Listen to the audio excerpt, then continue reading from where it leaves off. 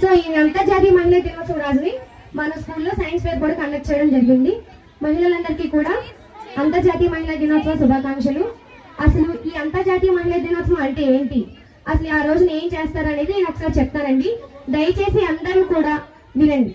So అసలు అంతర్జాతీయ మహిళా దినోత్సవం అనేది 1975 సంవత్సరంలో ఐక్యరాజ్య సమితిలో అందరికీ తెలిసే విధంగా అప్పటి నుంచి ఈ పండుగ ఈ అంతర్జాతీయ మహిళా దినోత్సవాన్ని చేయడం ప్రారంభించారు. అయితే ఆ తర్వాత నుంచి ప్రతి సంవత్సరం మార్చి 8వ తారీఖున అంతర్జాతీయ మహిళా దినోత్సవం వేడుకలు జరుగుతూ వస్తున్నాయి.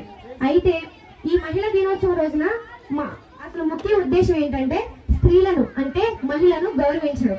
అలాగే మహిళలందరికీ కూడా ఒక ఉద్దేశం, అదేంటంటే గతాన్ని వేడుకగా జరుపుతూ భవిష్యత్తుకి ప్రణాళికని నిర్మించడం. అంటే గతంలో మహిళలందరూ కూడా అంటే పూర్వకాలంలో మహిళలు ఎవరు కూడా బయటకు వచ్చి పని చేయకూడదు, మగవారితో సమానంగా పని చేయకూడదు, పిల్లలకే పరిమితం అన్నట్టుగా పూర్వకాలంలో ఉండేది. కానీ ఆ తర్వాత చట్టాలు రావడం ద్వారా మహిళలందరికీ కూడా కొన్ని హక్కులు అనేది వచ్చాయి. ఆ హక్కులు వచ్చిన దగ్గర నుంచి కూడా మగవారితో సమానంగా అన్ని రంగాలలో పాల్గొని మహిళలు కూడా ముందుకు సాగుతూ ఉన్నారు. కానీ స్త్రీలను మనందరం గౌరవించాలి. సో కానీ ఇప్పుడు ప్రజెంట్ సిచ్యువేషన్ ప్రస్తుతం జరుగుతున్న సన్నివేశాలు చూస్తుంటే కనుక స్త్రీల మీద అఘాయిత్యాలు, అత్యాచారాలు, చాలా దాడులు ఇవన్నీ జరుగుతూనే ఉన్నాయి.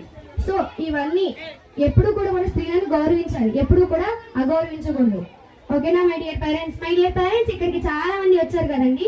నేను మన గురించే మాట్లాడుతున్నానండి, స్త్రీల గురించి కొంచెం వినండి. సో మనకి ఇప్పుడు ప్రస్తుత కాలంలో స్త్రీలను ఎవరు గౌరవించడం లేదు. స్త్రీలంటే ఎవరు, అసలు స్త్రీ లేనిది అసలు ఈ సృష్టియే లేదు. స్త్రీ అంటే ఒక జననం, స్త్రీ అంటే ఒక గమనం, స్త్రీ అంటే ఒక జీవనం. స్త్రీ లేనిది అసలు ఈ సృష్టియే లేదు. సో మనం ఎక్కడికి వెళ్ళినా సరే, ఎలాంటి సందర్భంలో ఉన్నా సరే స్త్రీలను గౌరవించాలి. స్త్రీలను ఎక్కడైతే గౌరవిస్తారో అక్కడ దేవతలు కొలువై ఉంటారని మన పెద్దలు అన్నారు. కానీ ఇప్పుడు ఎవరు కూడా స్త్రీని గౌరవించట్లేదు. సో అందరూ కూడా స్త్రీలను తల్లిగా భావించాలి. పురుషులు, మగవారు ఎవరైతే ఉన్నారో స్త్రీల పట్ల వాళ్ళ ఆలోచన ధోరణి మార్చుకుని వాళ్ళను ప్రతి ఒక్క స్త్రీని కూడా తల్లిగా భావించాలి.